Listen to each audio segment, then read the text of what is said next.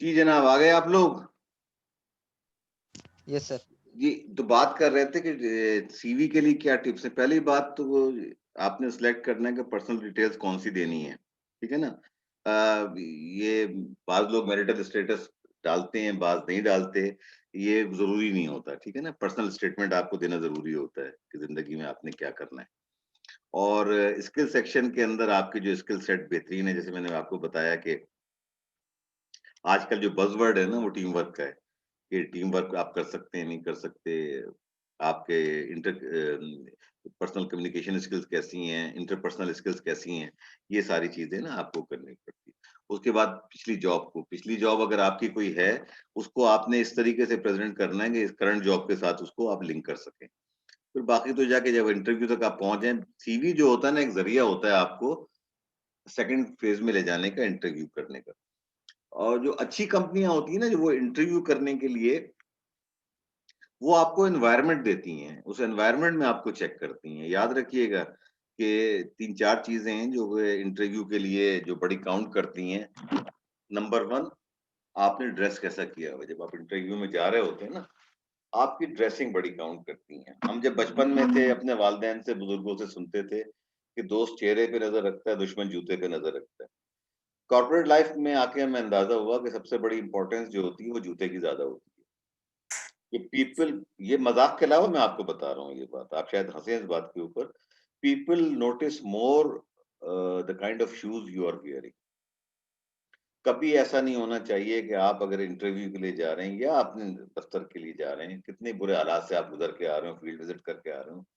Office में जाने के बाद पहला काम ये होना चाहिए कि आप वॉशरूम में जाएँ, अपना मुँह धोएँ, अपने बालों को सही करें और कोई कपड़ा, कोई टिश्यू पेपर लेके अपने जूते साफ कर लें। Nothing is notice more than your shoes, the kind of shoes you are wearing and whether they are clean और not, whether they are polish और नॉट। ये चीज़ें बहुत नोट होती हैं। फिर अच्छी कंपनी जो होती है ना, अगर आप सीवी देने के बाद अगर आप इंटरव्यू के स्टेज के ऊपर आप पहुँच गए, तो जो अच्छी कंपनियाँ होती हैं, वो इस तरीके से बैठती हैं कि candidate should walk at least 10 to 15 steps before coming to the place of interview. वो ऐसी बड़ी जगह में रखते हैं जहाँ आपको चल के आना पड़े। वो फिर आप उससे आपकी बॉडी लैंग्वेज जज की जाती है कि हाउ कॉन्फिडेंट यू आर। आपके कोई शोल्डर झुके हुए तो नहीं है, आप झुक के तो नहीं चल रहे। आप लोगों की आँखों में आँखें डाल के बात कर सकते हैं या नहीं कर सकते। ये छोटी-छोटी चीज़ें होती हैं जिसको आप इग्नोर कर देते हैं और उसके बाद आप फिर मुश्किल के अंदर आ जाते हैं। कपड़े आपके ज़रूरी नहीं है कि ब्रांडेड कपड़े पहन के जाएँ। कपड़े साफ होने चाहिए, इस्त्री-शुदा होने चाहिए। ठीक है ना? कोई आप कभी भी जीन्स वगैरह के अंदर इंटरव्यू में नहीं जाते। फॉर्मल ड्रेस पहन के जाते हैं। इवन अगर आप ऑनलाइन इंटरव्यू भी दे रहे हैं ना, you have to sit like you are appearing personal interview, मतलब इन पर्सन अगर आप अपीयर हो रहे हैं, उस तरीके से इंटरव्यू के लिए आपको तैयारी करनी पड़ती है। ठीक है, ऑनलाइन के अंदर आपके जूतों का ख्याल नहीं रखना पड़ता, लेकिन अगर आप वैसे इंटरव्यू के लिए जा रहे हैं और सबसे बड़ी इंपॉर्टेंट बात जो होती है ना, जो आपको मैं टिप दे रहा हूँ इंटरव्यू के लिए, वो होती है कि पहले जाते के साथ ही आपने सलाम करना है कमरे के अंदर घुसते के साथ। दैट शोज़ कि आपके घर की तरबियत के आप आए हैं और उस वक़्त तक ना बैठे जब तक कि कोई आपको बैठने के लिए ना कहे। उसके बाद आप बैठने के बाद और उसके बाद जो है आपसे जो आदमी होता है जनरली जो सवाल पूछे जाते हैं पहले, जो एक बड़ा कॉमन सवाल होता है वो tell us about something about yourself. ठीक है ना? ये है। अब आपको एक मौका उसने एक ओपनिंग दे दी है इंटरव्यू में, तो आपने उसको फिर बताना है कि जी मैं ये हूँ, मेरा नाम ये है, मैंने यहाँ से पढ़ा है, मैंने यहाँ से पढ़ा है, मैंने ये किया है और ये मेरा है, पिछला एक्सपीरियंस मेरा ये है। फिर उसके बाद उन सवालों जो आपके जवाब से फिर सवाल नहीं करने शुरू होते हैं। जैसे कि मैंने जो सीखा है अपने जितने भी ट्रेनिंग अटेंड की और जो किया है, मैं पहले जो हमें बताया गया है कि पहले कैंडिडेट को कंफर्ट ज़ोन में लेके आओ। कंफर्ट ज़ोन में आप कैसे आते हैं? कंफर्ट ज़ोन में आप आए, मैंने आपसे पूछा कि जी क्या हाल है जनाब? गालिब साहब कैसे हैं आप? खैरियत से हैं आप? ठीक-ठाक? अच्छा गालिब साहब ज़रा अपने मुतालिक कुछ बताइए। आपने बताया 1 मिनट 2 मिनट में आपने बताया। दूसरा सवाल जो मैं उससे पूछता था कि भाई आपने सब कुछ बताया, ज़रा अपनी फैमिली के बारे में तो बताइए, आपके सिबलिंग्स कितने हैं? आपके वालिदैन कितने हैं? अच्छा इससे मुझे क्या फ़ायदा होता है कि मुझे बैकग्राउंड चेक मिलता है, कि वालिद साहब क्या करते हैं? वालिदा क्या करती हैं? वालिदा वर्किंग वूमन है, हाउसवाइफ हैं? बहन-भाई क्या कर रहे हैं? बड़े कितने, छोटे कितने, क्या पढ़ा है, then you get a picture of that person ना, जो एज़ अ इंटरव्यूअर मेरे दिमाग में उसकी पिक्चर बननी शुरू होती है कि ये लड़का क्या है। उसके बाद फिर आप टेक्निकल चीज़ों पे आते हैं, सवाल करते हैं। अब जैसे कि किताबों वाली मैंने बात बताई कि एक साहब ने लिख दिया। मैंने कहा भाई आखिरी किताब कौन-सी पढ़ी थी आप ज़रा बताइए। अच्छा, एक ने मिसाल दे रहा हूँ कि उसने नाम ले दिया कि जी 40 रूल्स ऑफ लव मैंने पढ़ी है। अच्छा जी, एलेक्स शफक की किताब पढ़ी है आपने? या है क्या यार? बताना भाई ज़रा, इसमें एलेक्स शफक ने बात क्या की है इस किताब के अंदर? अब वो उसको ये नहीं पता कि उसने नाम तो कहीं से सुन लिया 40 रूल्स ऑफ लव का, ठीक है ना? वो डायलॉग जो हैं उसके, शम्स तबरेज़ के और रूमी के जो डायलॉग हैं, उसको पता ही नहीं कि उसके अंदर है क्या? उसने एलेक्स शफक ने जो लिखी किताब, मतलब पिछले जो 5 से 10 सालों में जो अच्छी किताबें आई हैं, one of the best book जो आई है इसकी, एलेक्स शफक की, इसके ऊपर, एक टर्किश राइटर है उसने लिखी है। तो वो आप ऐसा कोई स्टेटमेंट ना दें कि आप वहीं पे नेगेट हो जाएँ, खुद अपनी बात से ना। मिसाल के तौर पे अगर आपने, चलें अक्सर लोग क्रिकेट की बात करते हैं। अच्छा, अच्छा, क्रिकेट से बड़ी दिलचस्पी है आपको? अच्छा ठीक है जी। ये बताइए कि जनाब 2011 के वर्ल्ड कप में पाकिस्तान और इंडिया का जो सेमीफाइनल हुआ था या क्वार्टर फाइनल हुआ था, उसमें क्या हुआ था? जिसमें वज़ीर आज़म साहब भी गए थे देखने के लिए इंडिया के अंदर, क्या हुआ था उसके अंदर? आपको पता ही नहीं है। तो ऐसी कोई स्टेटमेंट ना दें जिसको कि आप बैक ना कर सकें आप किसी भी तरीके से। इस पे अब मैं आपको एक सच्चा वाकया बताऊँ, ये क्योंकि मैंने कॉर्पोरेट लाइफ़ में बहुत ट्रेनिंग अटेंड की है, हमारे ट्रेनर्स होते हैं ना, आपको बहुत सारी बातें वो बताते हैं। एक ट्रेनर ने हमें मिसाल दी एक इंडिया की एक कंपनी की। उसने कहा कि एक कंपनी में इंटरव्यू हो रहे थे, एक कैंडिडेट आया और पूरा पैनल बैठा हुआ, कंपनी का जो चेयरमैन था, वो वीडियो पे देख रहा था कि इंटरव्यू चल रहे हैं। तो वो जो लड़का आया, उसने जो सवाल उससे पूछा जाए वो मुस्कुरा के उसका कहे कि sir I do not know but I will try to find out. दूसरे सवाल का जवाब ये हुआ, तीसरे का ये हुआ, हर सवाल का 7, 8, 10 सवाल हुए। हर सवाल के जवाब में वो कैंडिडेट मुस्कुरा के ये कहे कि जी I do not know the answer but I will try to find out. उन्होंने कहा जी थैंक यू वेरी मच, वो लड़का बाहर चला गया। इंटरकॉम पे कॉल आई और चेयरमैन जो देख रहा था उसने कहा कि इस लड़के को हायर कर लो। तो जो इंटरव्यू कमेटी का जो हेड था उसने कहा सर ये तो बिल्कुल ही नालायक किस्म का बच्चा है।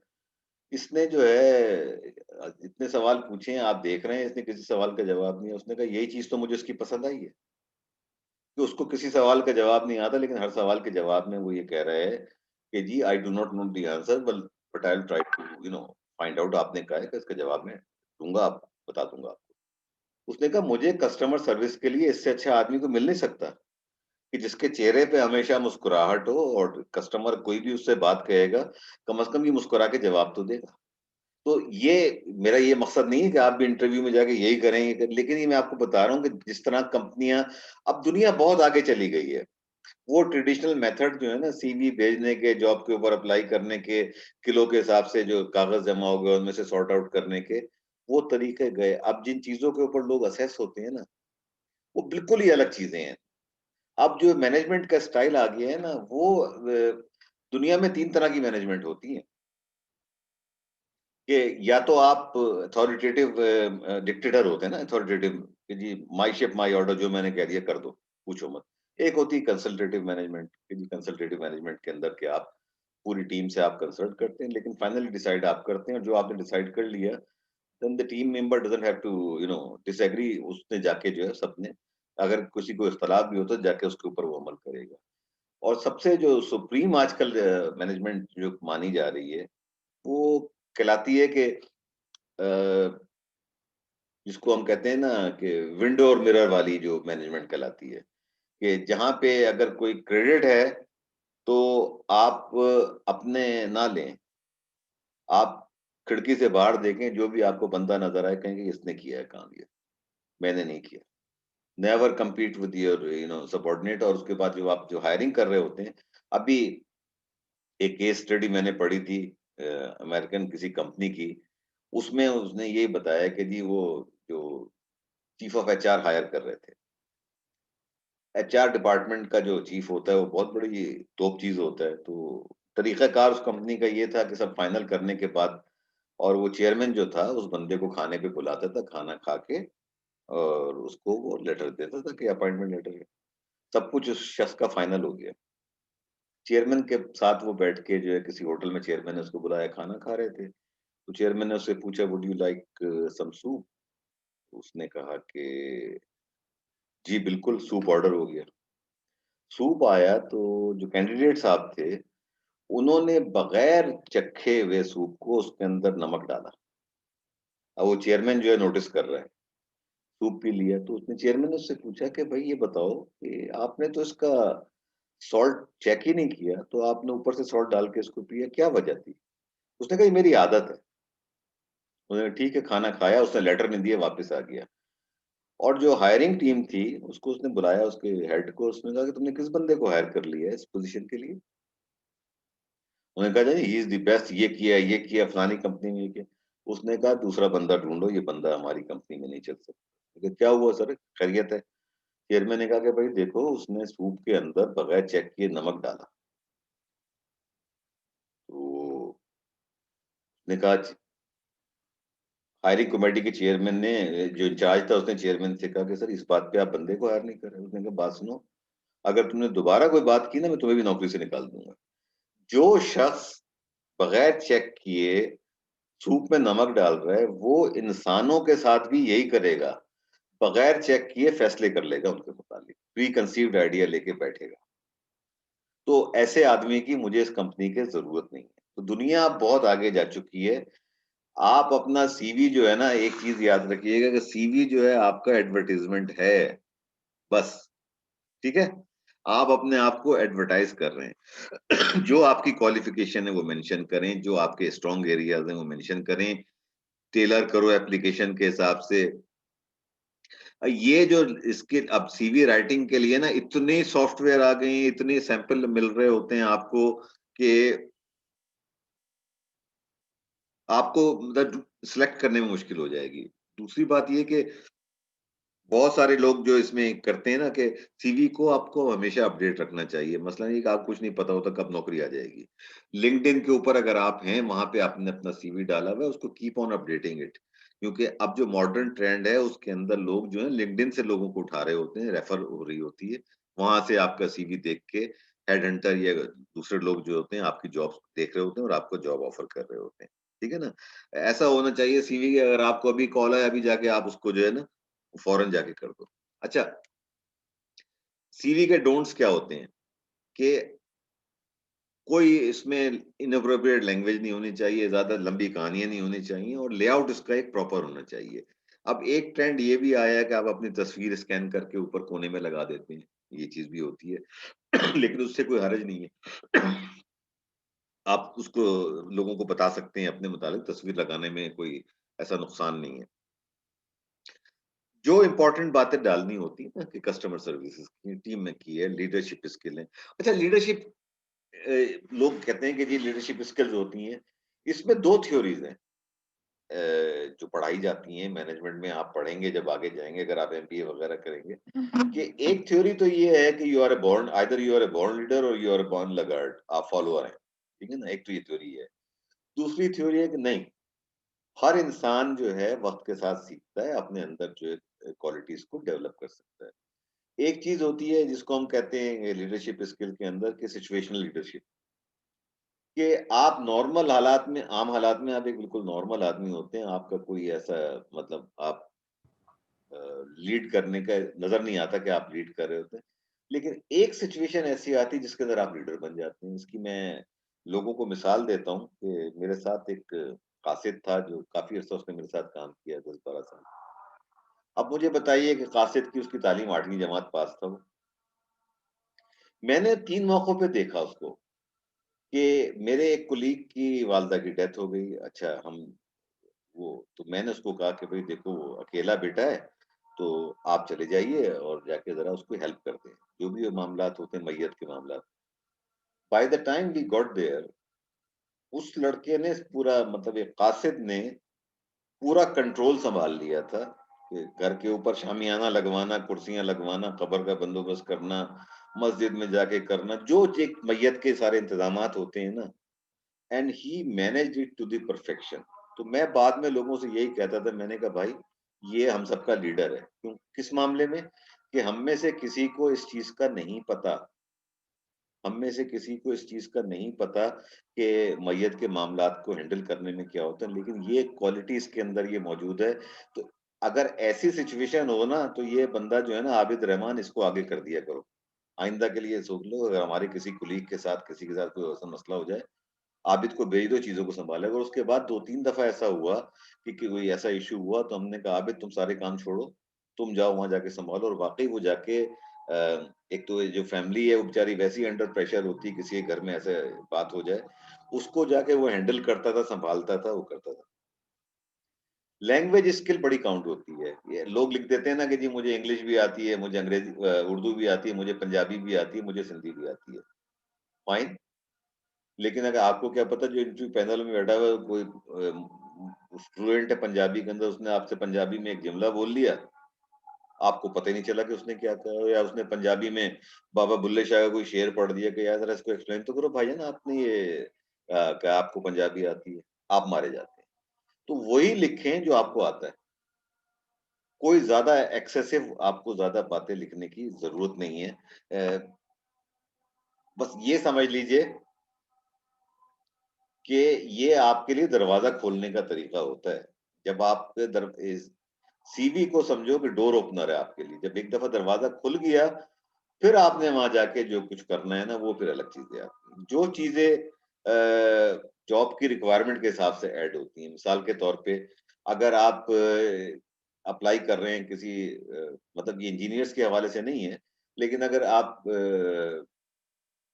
ऐसी कंपनी में जा रहे हैं, जाके 200 आदमी काम कर रहे हैं और इंजीनियर जो हैं आप इंजीनियरिंग के अंदर, तो आपको लेबर मैनेजमेंट का अगर आपको कोई तजुर्बा है पहले, या आपने किसी जॉब के अंदर काम किया है, वो आप उसमें मेंशन करेंगे, that will be an added advantage आपके साथ, कि जी आप लेबर को मैनेज कर सकते हैं, कॉन्फ्लिक्ट को रिज़ॉल्व कर सकते हैं।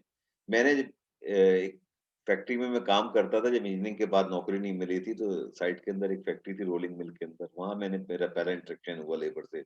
शिपयार्ड के अंदर जब मैंने इंटर्नशिप की 6 हफ्ते, मैंने वहाँ जितना लेबर से मैंने सीखा वो मुझे आगे बहुत काम आया, कि लेबर के साथ बैठ के उनकी नफ्सियात कैसे किस तरह काम होता है। तो मैंने एक जगह एक इंटरव्यू देने के लिए गया। अ, ये हब के अंदर एक थी कंपनी थल इंजीनियरिंग के नाम से, बहुत पुरानी बात बता रहा हूँ। तो मुझसे उसने पूछा, जो इंटरव्यू ले रहा था, उसने कहा कि जी आप शिफ्ट इंचार्ज हैं और 2 वर्कर्स में लड़ाई हो गई, आप कैसे मसला हल करेंगे? मैंने कहा मैं क्यों मसला हल करूँगा भई? मेरा तो काम नहीं है ये मसला हल करना।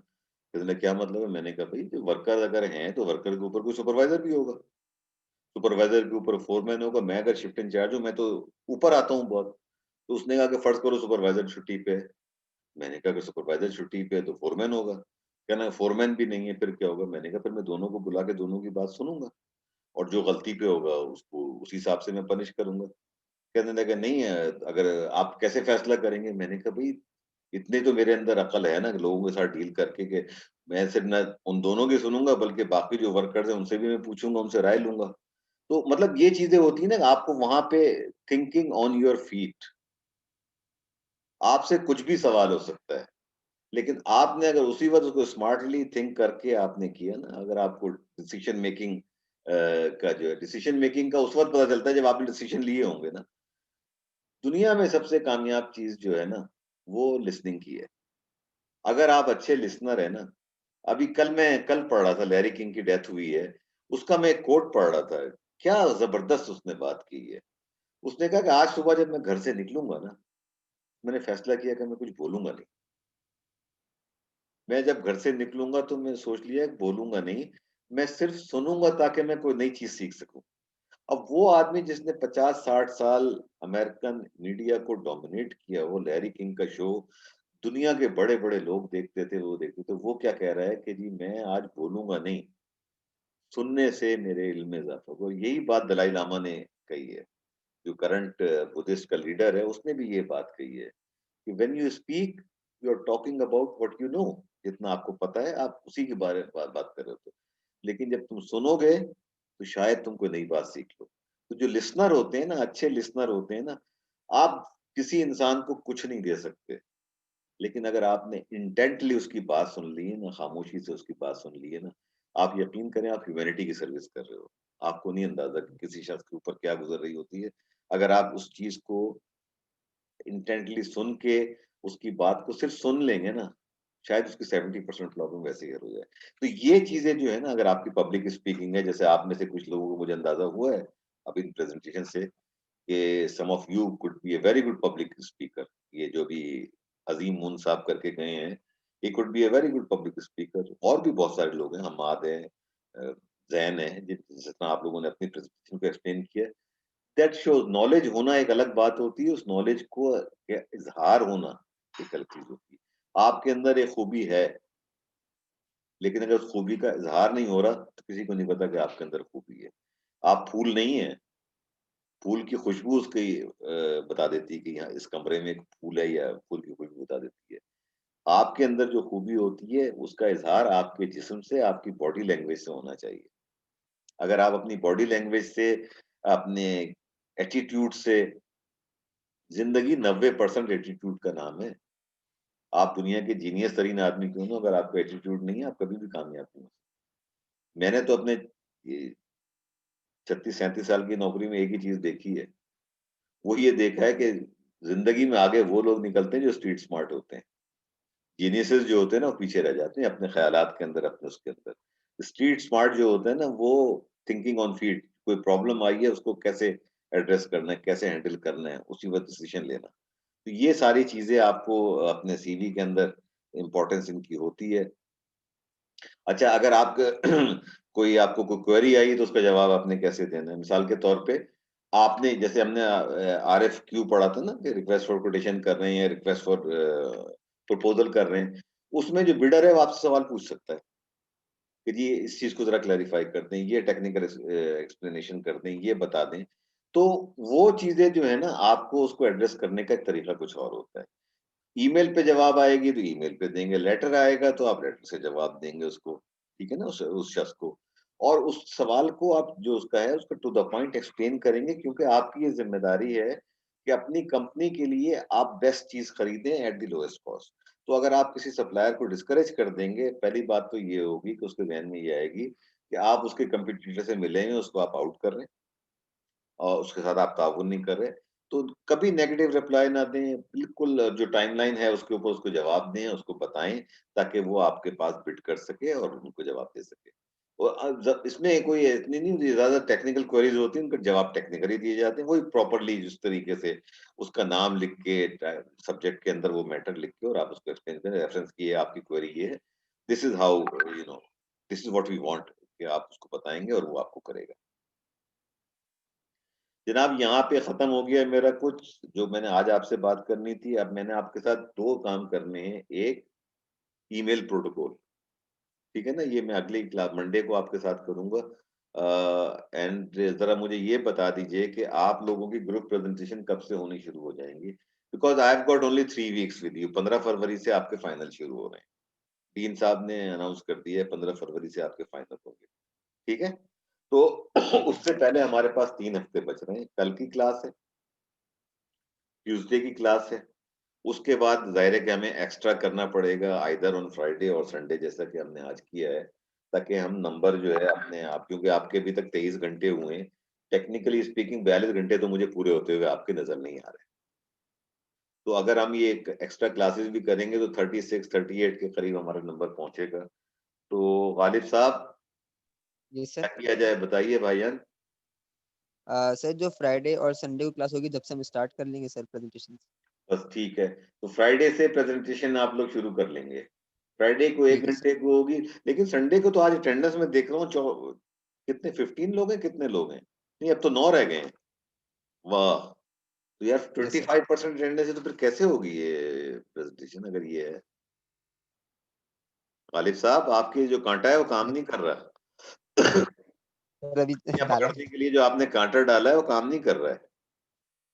नहीं सर अभी डाला नहीं अब था। जाल डालना पड़ेगा सर इसको।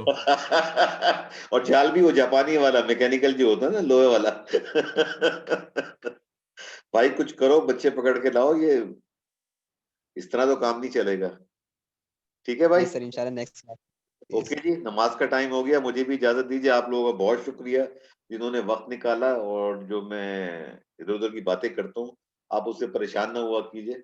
मैं आपको अपने बच्चों की तरह समझता हूँ, जो अपने बच्चों से बातें करता हूँ, वो आपसे करता हूँ, कि आने वाला कल आपका आज से बेहतर होना चाहिए। सर जी सर, जो ग्रुप प्रेजेंटेशंस हैं वो आप संडे से स्टार्ट कर सकते हैं, क्योंकि थर्सडे और सैटरडे हमारे जो FYP के वो ये चल कोई हाँ, चल रहे एग्जैक्टली। हैं भाई, presentations। मैं यस संडे सर। से शुरू कर दूंगा, मुझे कोई इशू नहीं। ठीक है सर। आप संडे से कर लें। मेरे अब मैं ये मंडे ट्यूसडे और फ्राइडे को मैं ये क्लास लेके ये खत्म कर दूंगा।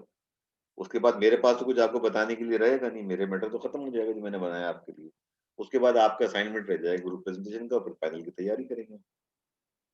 सही है सर, सही है, फाइनल की ये तैयारी सही। के लिए अगर आपके कोई ठीक है सर। सवालात होंगे, कुछ होंगे, आई एम विलिंग। ठीक है। ठीक सर। और बाकी ये है कि इस दफा फाइनल में असाइनमेंट बेस नहीं लूंगा, ये मैं आपको क्लियरली बता रहा हूँ। ये मैंने अपने मास्टर्स वाले स्टूडेंट को भी कह दिया, उसको कह दिया, क्योंकि मैं इन्हें मैं ये देख रहा हूँ कि इससे तबाही ज्यादा हो रही है, फायदा कम हो रहा है। जो जो एक पर्पज है ना टीचिंग का कि नॉलेज इम्पार्ट करना, वो चीज हो नहीं रही है असाइनमेंट बेस से। अभी जो मेरे कुलीग का फोन आया था वो यही कह रहा था कि जी जो हमने अनाउंस किया मिड टर्म का शेड्यूल मास्टर्स का, लोग परेशान हैं, वो कह रहे हैं कि जी असाइनमेंट बेस कर दें, पेपर ना लें। मेरी समझ से बाहर है कि क्या हुआ सर आपने वैसे मिड टर्म मार्क कर लिए? जी कर लिया मैंने मिड टर्म, कर सर चुका तो हूँ। हम लोगों को बता सकते हैं आप, लाइक बेटा मुझे मार्क पाबंदी है, देखिए मेरे पास डीन की मेल आई हुई है कि डू नॉट शेयर रिजल्ट जब तक कि आपकी फीसों का मसला नहीं हल हो जाता। ओके। ये इशू है। आई एम सॉरी, मैं मतलब ये, लेकिन मैं इतना बता सकता हूँ कि दो बंदों ने परफेक्ट स्कोर लिए आउट ऑफ 37 38 जिन्होंने दिया है, उनमें से दो का परफेक्ट स्कोर है। बाकी सिली मिस्टेक्स के ऊपर नुकसान उठाया, जिसमें हमारे ये हमारी बेटी भी शामिल है। मुझे उससे नाराजगी है इस बात के ऊपर कि अगर वो चाहती तो पूरे स्कोर ले सकती थी, लेकिन सिली मिस्टेक्स की वजह से उसके पूरे नंबर नहीं है। चाहे कि बहुत सा पेपर किया उन्होंने, लेकिन एक दो गलतियां कर दी हैं ऐसी छोटी छोटी, तो इससे नंबर कटते हैं।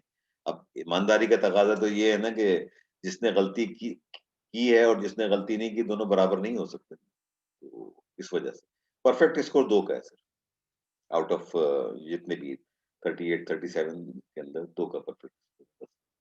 बाकी जो है मैंने आपको बताया ना कि जो असाइनमेंट के अंदर भी आप देख लेंगे 70% लड़के जो हैं 4 एंड अबव हैं, व्हिच मींस 80%। अब मुझे नहीं पता आपका ग्रेडिंग सिस्टम 80% पे कौन सा ग्रेड बनता है, लेकिन 70 जो हैं वो 4 एंड अबव के बच्चे असाइनमेंट।